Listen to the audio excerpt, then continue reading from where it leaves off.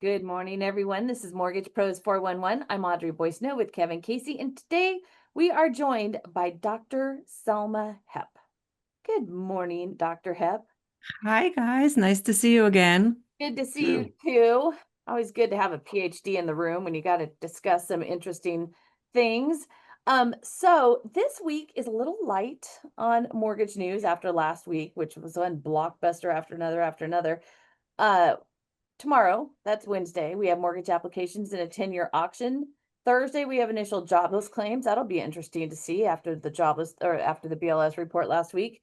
We have productivity and unit labor and costs in 30-year auction. But this morning, the last time I checked, we had a 10-year treasury that was at 4.2. 4.2, kids. Amazing. I know. We were at 4 point, I don't know, 5 not too long ago. So that Well, thing, remember I said when it's under 4.3, look what? the lock. When it's under 4.3, that's when you need to go Oh my God, get those Kevin made locks in. last week. I forgot all about that. So, anyway, yeah, that's hit 4.3 is Kevin's favorite number. I don't know what mine is. I don't really have a favorite number other than lower. So just a reminder, we're part of the Chrisman Marketplace, well, Chrisman Commentary Group, Media Group. Oh, good God. Anyway, they have a marketplace now where you can go and it's a resource for the industry. So check it out.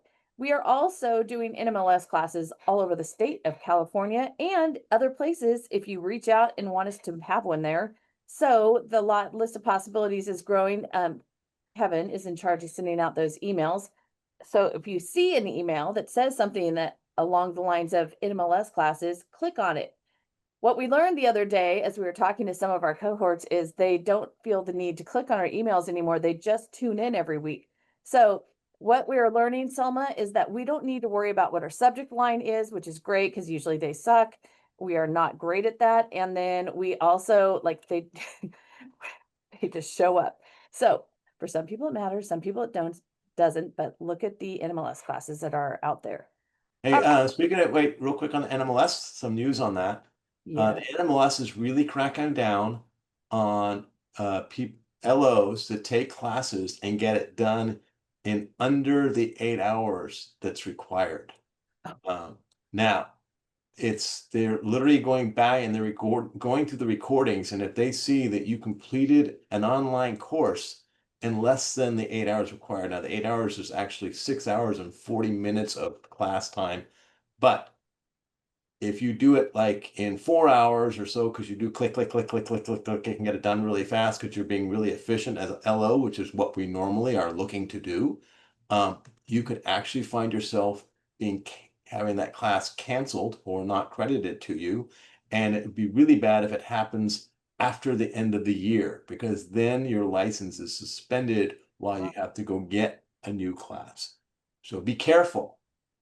So it looks like you did get something out of that NMLS, whatever it was, webinar that you listened to that was it was like an hour. Oh, yes, yes. So NLS came out with this, they're making all these changes, right? And I'm like, wait, this is an hour and 15-minute class, basically, so they can tell us that they're going to save us 5 minutes from renewing our classes next year. And I'm like, wait a minute, For our what's class. the payback on this? Hold on a second. I'm going to save 5 minutes a year, but it's going to have to watch an hour and 15-minute video.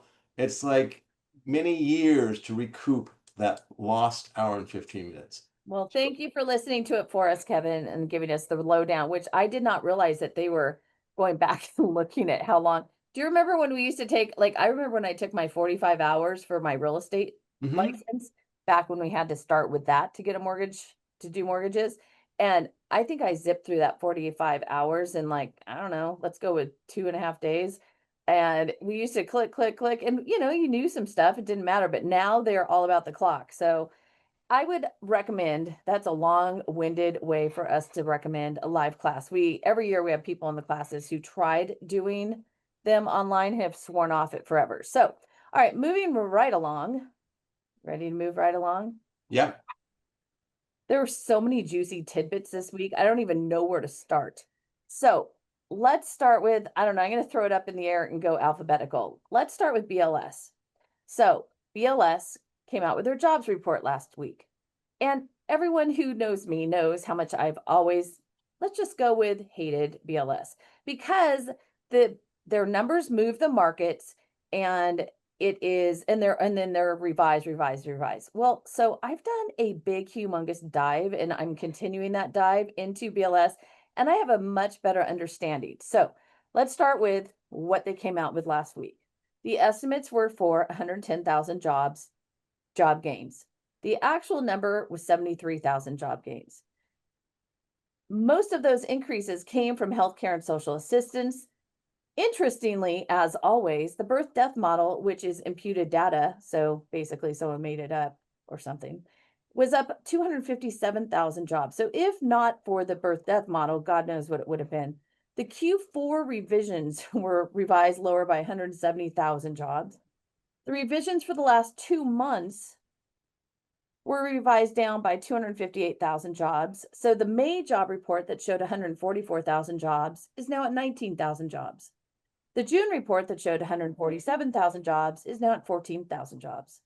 So in 2025, we've had an average revision downward of 77,000 jobs per month. Okay, that's a lot. We've gone from an unemployment rate of 4.1 to 4.2%, came really close if you're looking at the decimal points to going to 4.3. We lost 440,000 full-time jobs, and we've gained 247,000 part-time jobs. So Selma, you can slap me anytime I'm saying something wrong. With that being said, I recently had it batted into my head. This is a survey. A survey. The BLS is surveys. A survey is if someone calls you, texts you, asks you through your grandmother what you think, they tell you, and that's what these to some degree mostly are all about. So that's a whole different thing. So my anger has shifted slightly because now I'm less mad at BLS and more angry at the market and the Fed for putting so much weight into something that is a survey, someone's opinion. It reminds me of the owner's equivalent rent, which is where they ask people, what do you think you could rent your house for? And me, in the real estate profession, who's lived in my house for 240 years, I don't know what the rent would be. Do you know what your rent would be? So the surveys are problematic at this point, I think. And I think there should be a shift because I'm not answering my phone to numbers I don't know. I'm not clicking on links that I don't know for sure where they came from. So now what do we do? So they fired Erica Mintarfer, who is the BLS commissioner. And so I have so many questions about this still, and I'm looking for answers. There will be a new BLS commissioner. It'll be interesting to see what they do with it. My understanding is they revised their methods of compiling data in June. And so now, anyway, it's all so confusing. Selma, please, you're the PhD in the room. Enlighten us. Well, so a lot of the data that we actually get from the government is survey data. It's because it's the most efficient way, prior to the technology being where it is today, that was the most efficient way of collecting the data. You have to remember too that a lot of these agencies, their tech stack has not been very advanced. It's certainly not to the levels that it is from some of the big tech giants like Meta or others. So they go with the methods that they have gotten proficient at, right?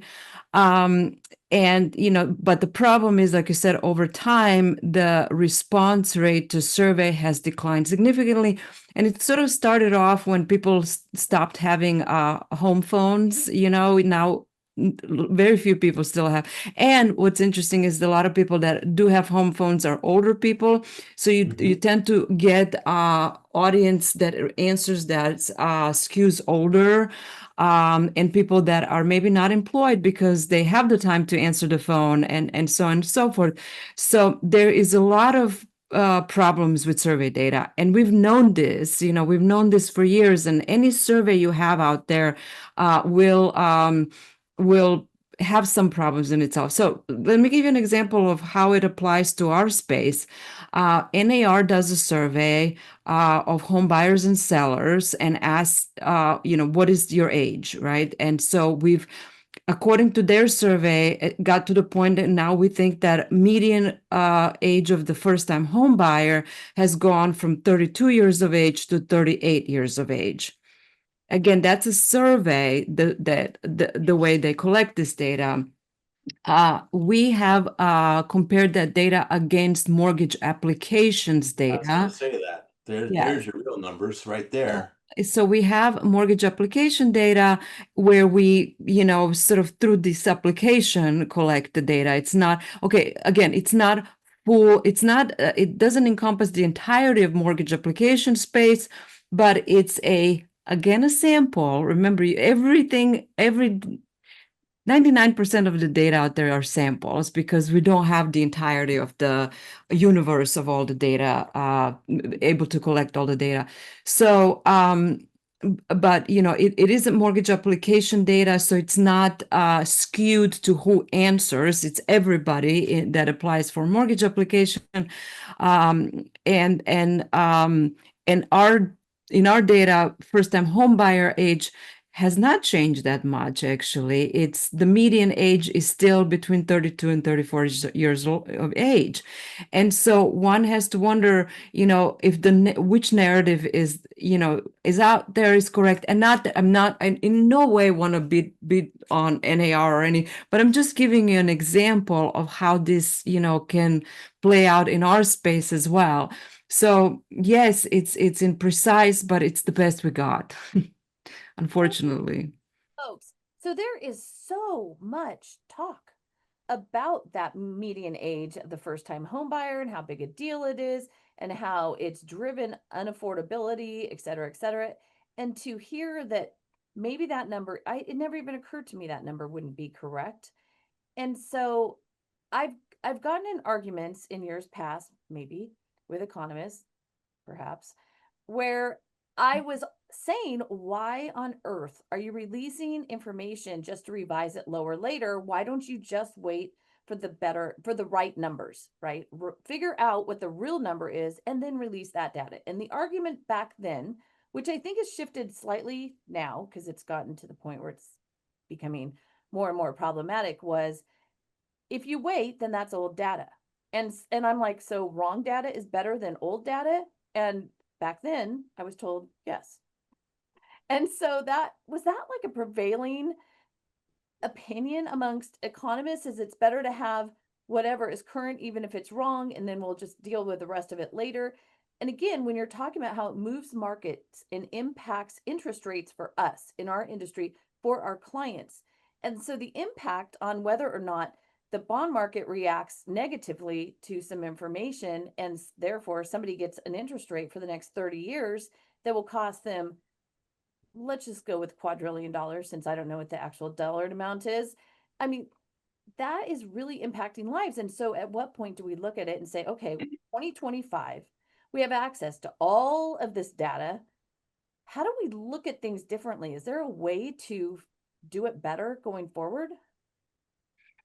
Well, yeah, I mean, nowadays there are other data sources for employment data, It's just that with the BLS data, it's public service and you can request, the method, you can request the data, it's all publicly available. So if you want to dig in deep, it's there available for you. With privately resourced data, oftentimes you have to pay for it, or you don't know what's in the black magic box of that data.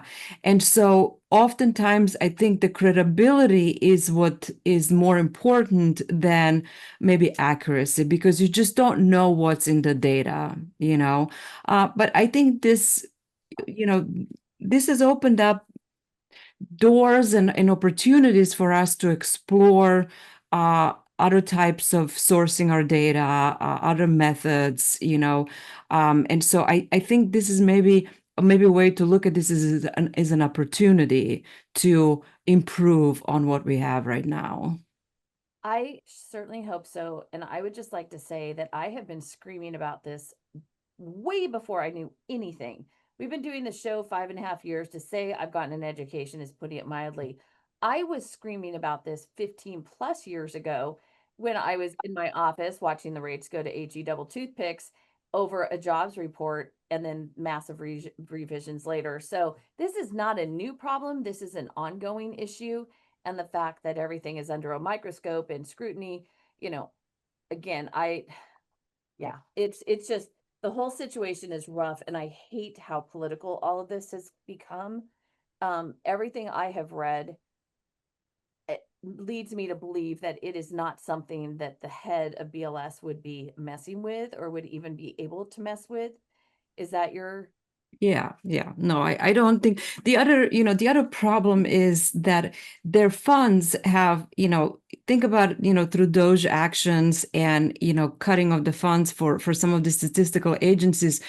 It's really people oftentimes in the field that are collecting this data. It's not necessarily a person that sits in BLS office in Washington, D.C. And so a lot of these people have been cut. And so you have fewer resources to collect your data. And so with fewer resources, you will have, less accuracy. So I'm going to say that they have been taught, BLS has been talking about their resources being limited since way before Doge. So I don't know what their budget is, but somebody who has access to taking care of that needs to make sure they're funded correctly. When the Fed is using that as a primary way to figure out whether our labor market, part of their dual mandate, is solid or not. So Mhm. flawed information, and they're making decisions on monetary policy based on that, you would hope that the agency that is giving them a lot of that data, because they're not just doing job numbers, they're doing inflation numbers too. I mean, the number of things BLS does is goes beyond the jobs report, right? Yeah, absolutely. I mean, and I think that's why it's important that we don't cut their funding, that we help them, modernize and implement technologies that help them versus cut the funding. So, it's a double-edged sword here that we are facing at the moment. Yeah, complicated. Okay, Yeah. so you're gonna Well, pause for a second, because in the very beginning, before we got on, I was saying that I couldn't hear Selma.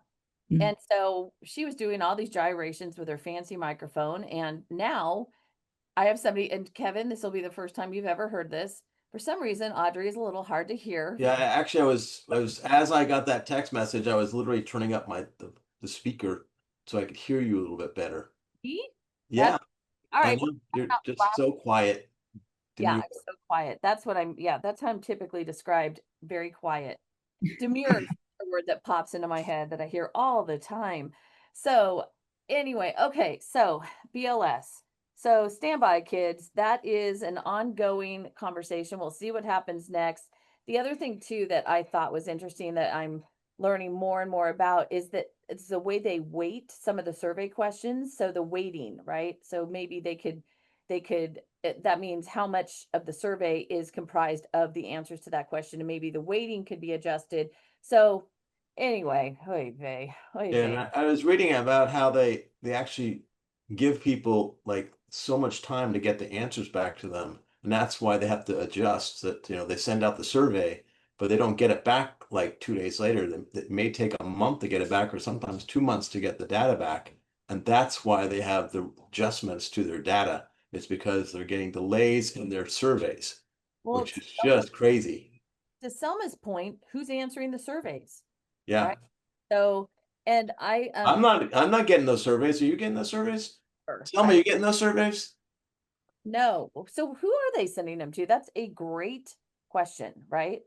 Yeah. Okay, so according to BBC, it's based on two surveys. One that collects data from about 60,000 households and another from 121,000 public and private sector employers. So it so I don't know. Again, guys, we're gonna learn a little more about this. So be excited. Coming up. My simple solution to all this is tax payroll. And so when the payroll tax, and it could be 50 cents, just 50 cents a paycheck, Everybody gets 5 cents even, but the government would get the data on the payments of the paychecks, and then they would know whether people are getting jobs or not jobs, and they would know instantaneously within a day. You know, And then you'd have solid data. if I were close enough to Kevin right now to smack the crap out of him, I would, because I'm not paying extra in my paycheck for someone to get something that should be done right. God knows our budget is enough. I mean, good grief. Uh, okay, but to your point, there has to be a better way. There must be. And I think that there needs to be a lot of very smart people looking at this and trying to figure it out. And some good computers, is all it takes, some good computers. Well, and Selma has a great point between, but again, all data is soiled at this point. I mean, everyone thinks, okay, so now we're being told BLS data was, was compromised because of political reasons. And then we've got private sector, and then we're questioning that because what do they want to gain from it? Some company that's going to, get some profit, depending on which way the data is. How do we get data that isn't compromised, that everyone can trust? How do we get back to being able to trust data and science, for that matter? I was watching this or listening to this Freakonomics episode about fraud in academia. Oy vey. All right. Great. That's a different subject altogether. Yes, it is. We won't go there, guys. You're welcome. All right. So another biggie this week was trigger leads past the Senate. Remember a couple weeks ago, I had assumed that it was done. No, it was not done. And so now it's still not done. So it is past the House. It is past the Senate. President Trump. One more thing left. President Trump has one big, beautiful signature. President Trump has 10 days to sign the bill. They signed it when? Saturday? Is anyone doing the clock on this? So we need to keep track of that. Normally, you have 90 days to implement the bill, but industry, who knows who that is, have asked for longer. And so it will be 6 months from the time the president signs it. 6 months. What? 6 months, we still have to do the opt-out pre-screen for every client that we do. Yes. And apparently one of the kickers was one of the Congress people applied for a mortgage, and I didn't even know they could count this high, got 2,000 calls and texts from different companies.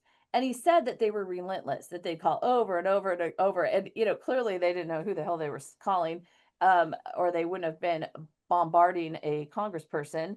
But this is really, really, really great news. They will still, okay, here's another thing too. So the servicers will still be allowed to contact their borrowers, right? Okay, well, that was a decent compromise. I can agree that they should at least have crack at it. But you know what I'm finding? People hate their servicers. And I mean not a little, I mean a lot. I've gotten phone calls from clients who wanted to refinance their loans because they hated their servicer. And I had to talk them out of it, saying, you have 3%. Maybe we shouldn't do that. Maybe you should just suck it up and figure out how to make this work. So I had a borrower yesterday, whose loan that we just closed was sold to the servicer he hates the most. I mean, we don't have a lot of control, or any actually anymore, on the back end of these things. But my point is, in the past, servicers have done a very bad job of recapturing the business on the loans that they're servicing. So we have a refi boom. They were capturing somewhere between 17 and maybe 22% on a high end of the number of the people who are refinancing out of their servicing portfolio. And we were getting the rest. So the AI models are like, they are on top of this. The servicers are very aware of this and very intent on fixing it. But our advantage is our clients love us. They hate their servicers. So a lot of them will be more inclined to go with us again versus working with their servicer. And we just have to stay in touch with them. So it's a big reminder. What do you think? I'm going to let Selma answer that one. Oh, More of a hello your world. Oh my God. So here's my thing I'm concerned about.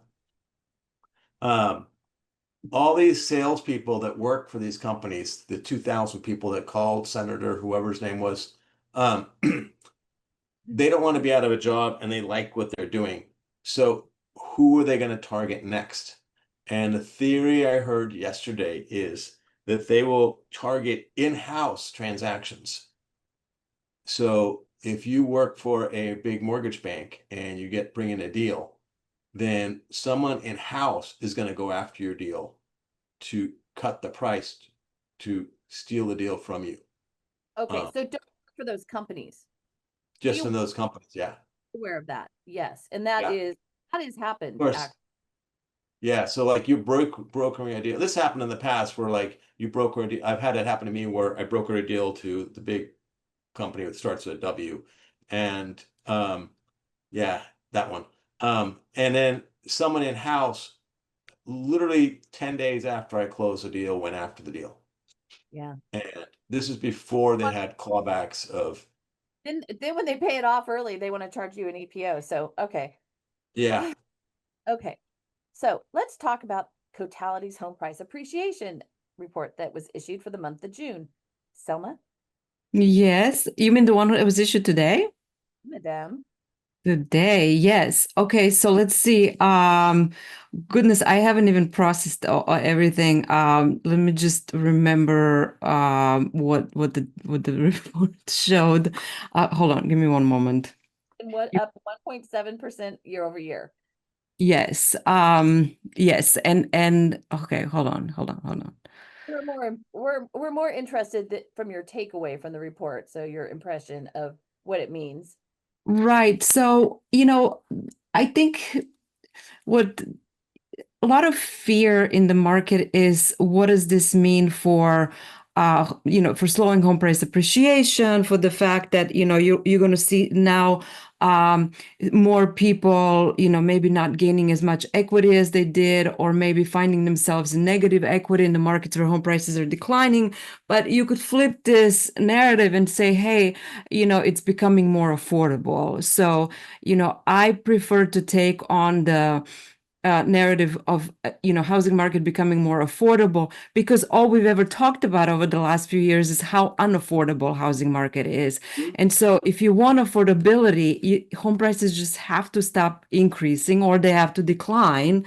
You have to get incomes catching up, and hopefully lower mortgage rates eventually, but at least you need like 2 out of 3 things to happen for affordability to improve. So the way I'm seeing this is that we are now gaining improvements in affordability, especially when you think about it this way. So the 1.7% increase in year over year, when adjusted for inflation, which is still 2.5%, you're now getting negative growth. So in essence, real prices are declining, and also wages continue to grow at 3 to 4%. So you are you're getting that affordability improvement as a result. So that's how I'm sort of looking at it at the moment. Not to say that there are not risks emerging in certain markets because home prices continue to decline. It's very concentrated, though.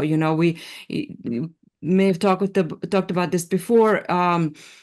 There are markets where it's just home prices just simply overshot, in coasts, Gulf Coast of Florida, just generally Gulf Coast region, parts of Texas, parts of Southeast, and especially in Florida, when you look at cumulative appreciation since the onset of the pandemic, home prices have gone up 70-80%. Nationwide, it's more like 40 to 45%. So a lot more appreciation there. It wasn't sustainable, right? So you now have some price resetting. The demand has gone down quite a bit. In-migration to Florida in particular has slowed at the fastest pace than any other state since it peaked in 2022. So naturally, you just have much less demand. And on top of that, it's like one of the states where you've had a lot of new construction, a lot of inventory now. So, you combine weak demand, more inventory, you're going to get negative price appreciation. Okay, so that's perfect, because it is, so realtor.com did a survey, God, I'm so sick of that word, inventory, about inventory. So they're up 2.5 month over 25% year over year, but it's still 11% less than pre-pandemic levels. And the population has grown by 12 million. Don't forget that part. So to your point, most of the growth is in Texas and Florida. 30% of the active listings are in just a couple states. The Northeast and the Mid-Atlantic have inventory levels of 40 to 60% lower than pre-pandemic levels and stronger appreciation. So look at your area is my messaging to all of our listeners.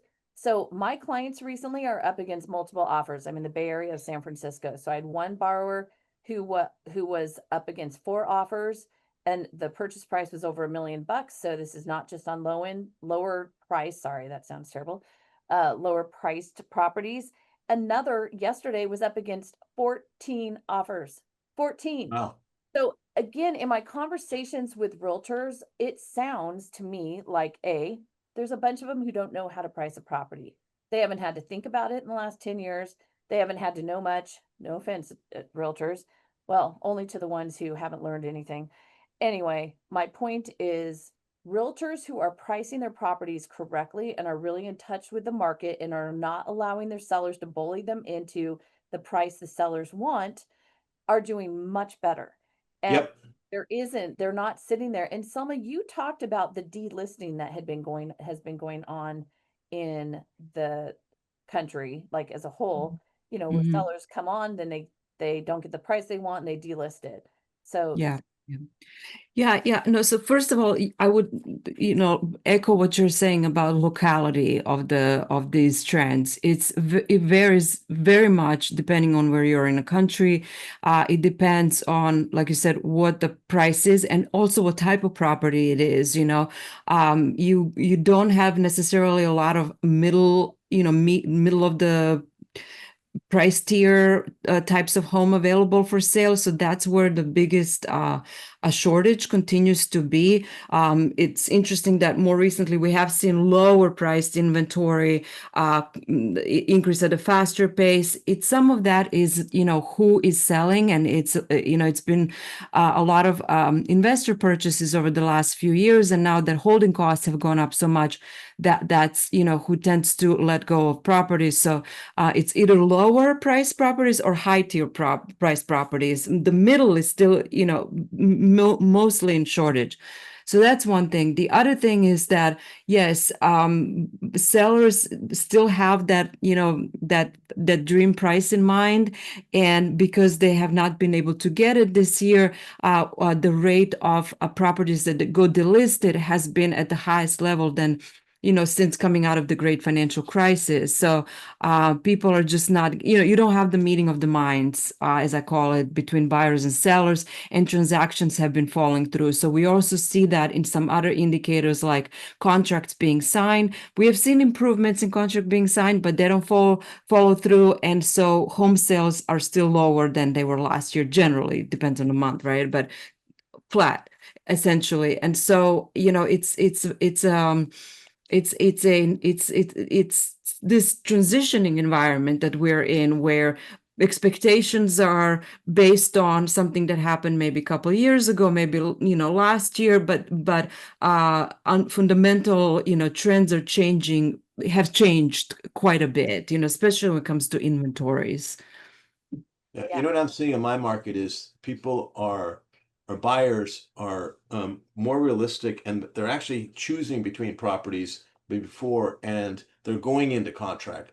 When a few years ago, I would have 5, 6, 7, 8, 10 pre-approvals, and maybe 2 or 3 of them would actually ever go into contract because they would keep being outbid by offers, and they just couldn't keep up with it, and they would give up after a while. And I'm not seeing that now. I'm seeing people are getting into contract. Really, if they don't do it on the first property, it's the second property. Rarely the third property. And Right. so that's a totally different market. And I love this market because when I get a pre-approval, I get someone who buys a house. I don't have to, do a lot of work and then not get any closed transaction where I get paid. It's I get the transaction, I get them pre-approved, and now they're in contract. It's a really nice market. And when people address me and, oh, what do you think of the economy? Well, I'm like, it's great right now. People are able to buy houses. Yeah, yeah. I absolutely agree with you. I mean, I have the same take on ability of buyers to actually get something at the moment, because for a long time there, you were competing, and you were always competing, oftentimes you were competing against cash buyers, and and they maybe had more flexibility in what they were willing to offer.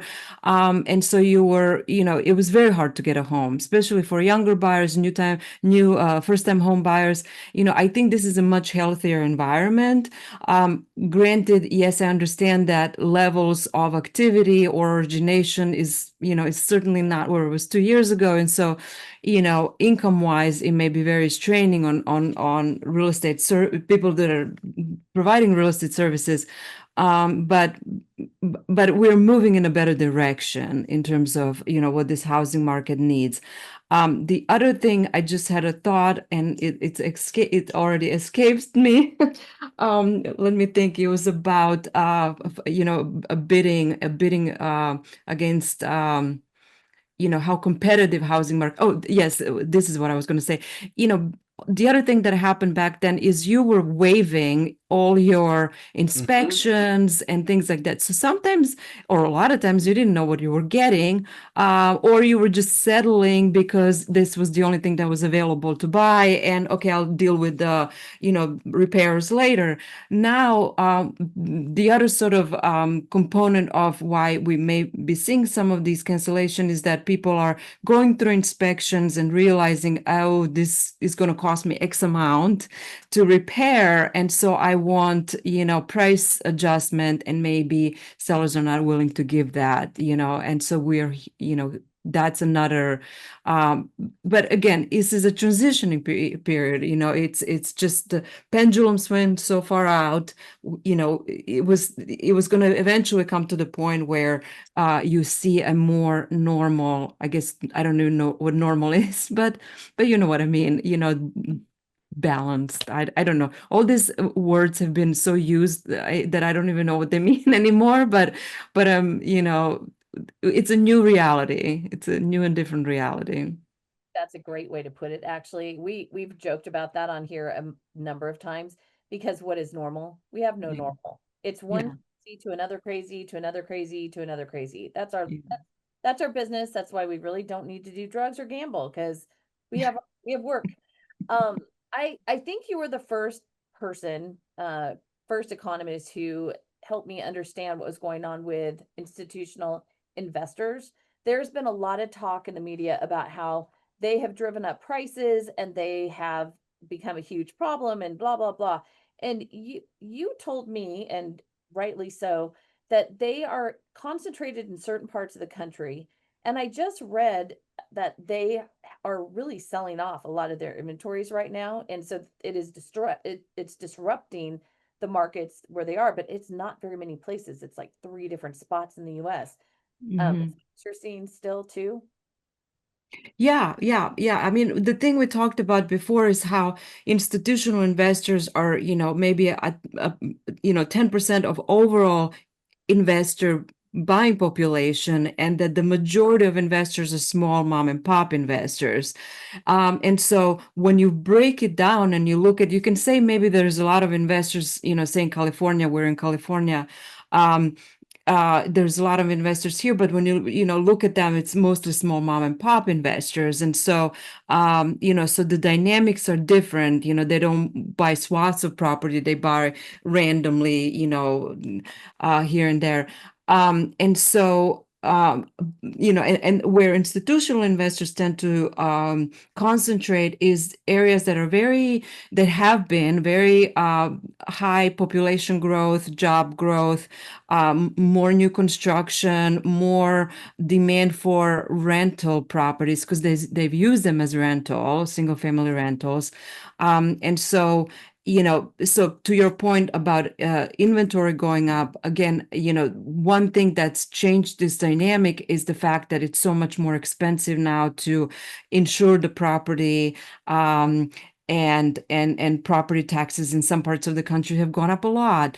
And so you can't necessarily build that into your rent into your rent growth model, because it just, and there is a lot of inventory on top of that. So, have competition. And so, so it's to the point where they're like, okay, well, maybe it's not worth holding on to some of these things anymore. Right. Yeah. But again, the idea that the institutional investors are a big problem has been debunked for the most part. Again, with the exception being these few concentrated areas. The article cites Atlanta, Miami, and Houston being where the bulk of the three investors who have most of the inventory are.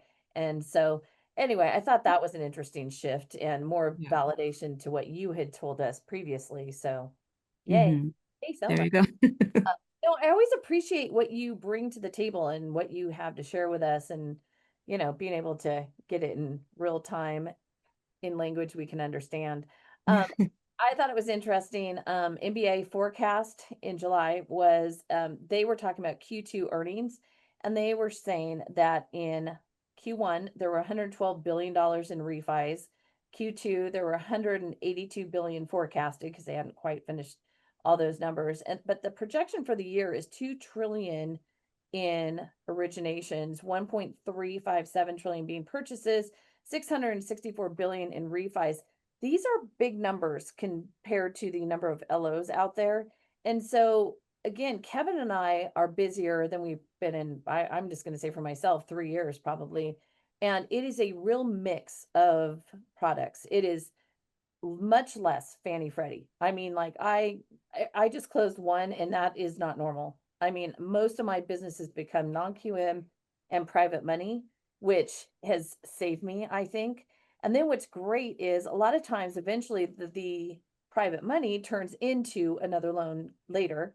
So Mhm. it is something for all the LOs to remember and make sure that you're really learning about all these other options, because Fannie and Freddie have become, I don't know. I keep wondering what their relevance is. I mean, I know they matter. I know they, They matter in the main center of the United States, but on the two coasts, Fannie and Freddie are losing status, I would say. that's a good question actually, is what is the breakdown by geography as far as who is, because man, I'm telling you, I have friends who are non-QM, they're AEs, and their business is, I mean, a lot of it is in the states that are not in the on the ends of the Mhm. country. So but I'd be curious to see what that looks like. Selma, do you have any insight to any of that?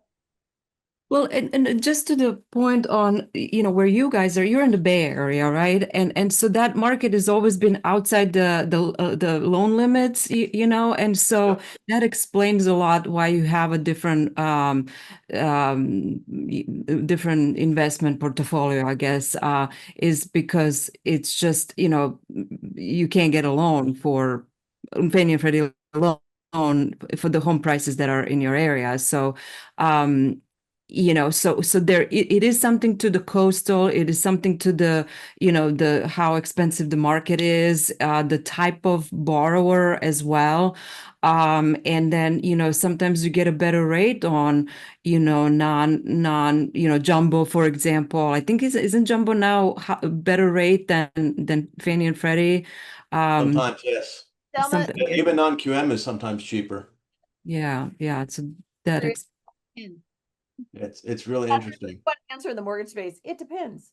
it depends. Yeah, Depends, yes. yeah. But I will say I've been in the business, well, it'll be 36 years in the fall.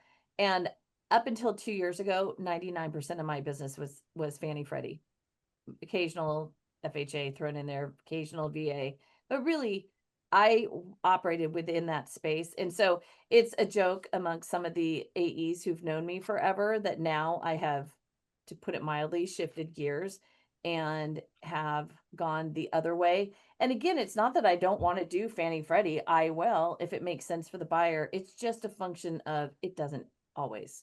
And thank Mm. God there are all these other options. And when I get a referral and I know I can do a loan for somebody who I can do a 1099 loan, but I can't do anything else, or they're self-employed. So I run their, I always check, like, can I do a regular loan? Great. Oh, okay. And a lot of times there is not something better when it comes to the conventional option than I mean, yeah.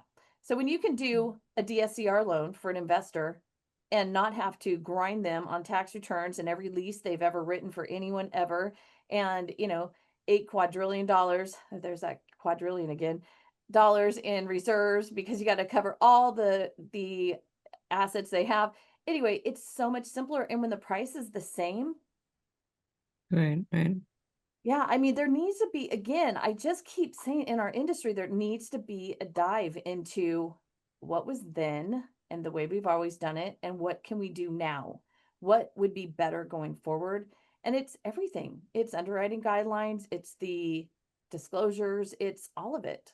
So anyway, one who wants to take that on, they think it's one or the other. Okay, we're going to just replace everything with tech. Okay. Or or somebody who doesn't want to shift at all into tech. And for me, it's a real blend of how do we put it all together and rethink these things and be open to new ideas. I don't know. People hate new ideas sometimes. It's scary. Maybe a transportable mortgage. That would be awesome. Yeah. You mean like a house to the consumable next mortgage? house. No, he means you buy a new house and you get to take your interest rate with you. That's what you mean, right, Kevin? Yeah, that would be sweet. But I think the limitations on that are usually people buy up, and therefore the old loan wouldn't be sufficient enough to be on unless you've had so much profit from the other house that you're buying, and you can transfer you would need a larger loan amount, and there's the problem most of the time. The only problem? Uh-huh. I could think of like 52 other problems that might go along with that. Yeah, I can also see the investors not wanting their money back. That's probably the biggest problem. Yes, Mhm. investors would definitely, I think, have an Those issue. greedy investors, what were they thinking? Yeah, right. So Selma, can we talk about GDP a little bit? Sure. Okay.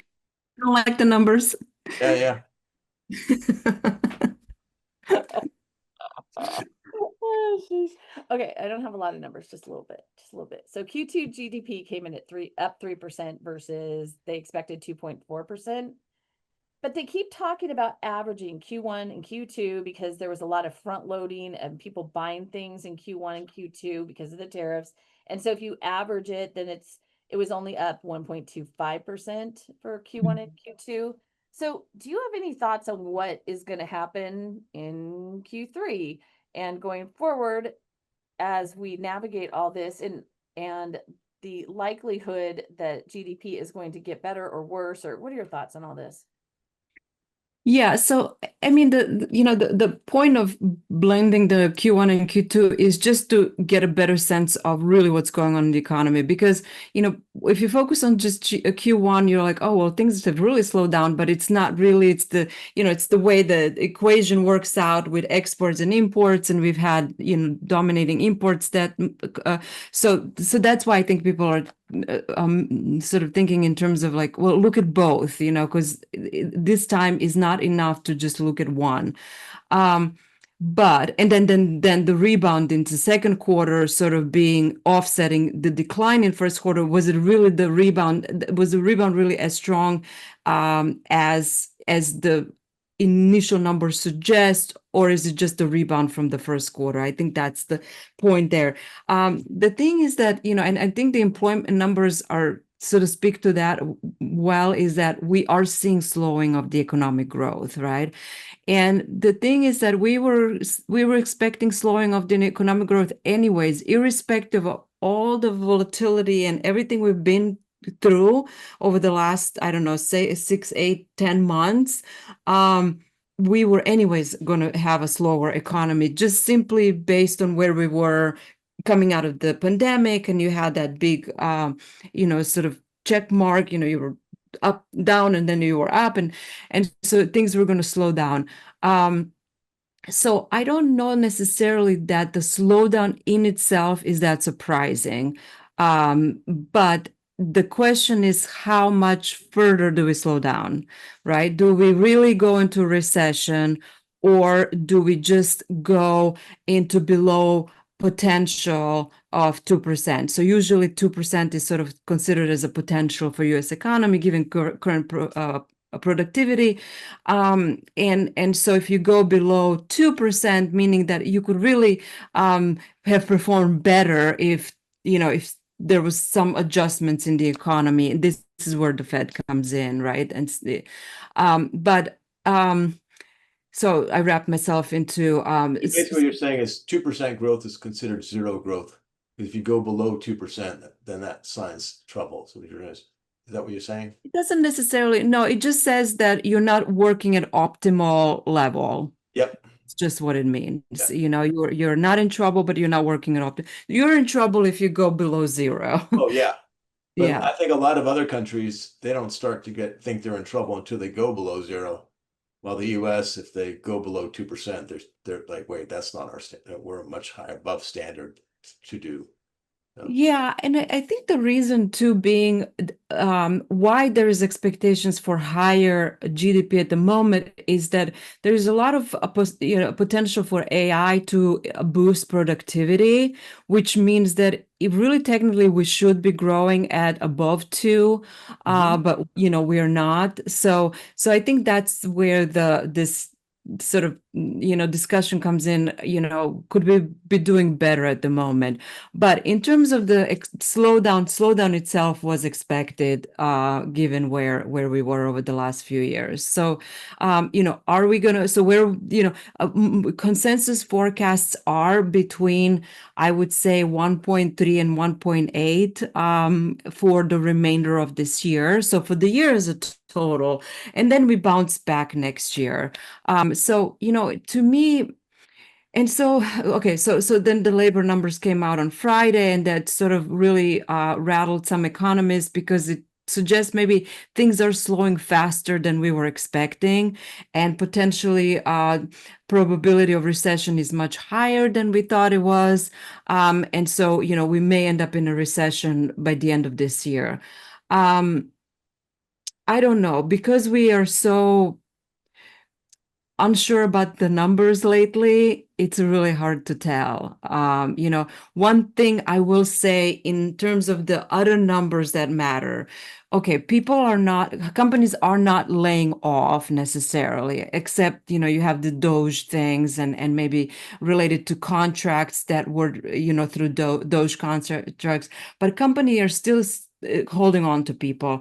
People are not necessarily switching jobs, meaning that the labor market is really stagnant at the moment, right? And the reason why the very low number of jobs that were added did not lead to increase in unemployment is also the supply of labor has gone down. Think about all the deportations, right? And so because both the denominator and numerator and denominator went down, you have steady rate of unemployment. So that makes it a little bit hard to tell, really, are we in trouble or are we not in trouble labor-wise, right? Interesting. But in terms of, consumer spending, so the other things that, matter is business spending and consumer spending. Business spending has also been on hold because of uncertainty. We keep talking about this uncertainty. What happens to tariffs? Are they on? Are they off? How much are they? I cannot emphasize enough how much this matters for some businesses because they just don't know how to plan for it. And when you don't know how to plan for it, you just keep things on ice, right? You just don't do anything. You wait it out. For consumers too, consumers are spending less than they were, and when you look at the credit data on loan on any type of credit, whether it's auto loan, bank card, it all has been going up, even for higher income household.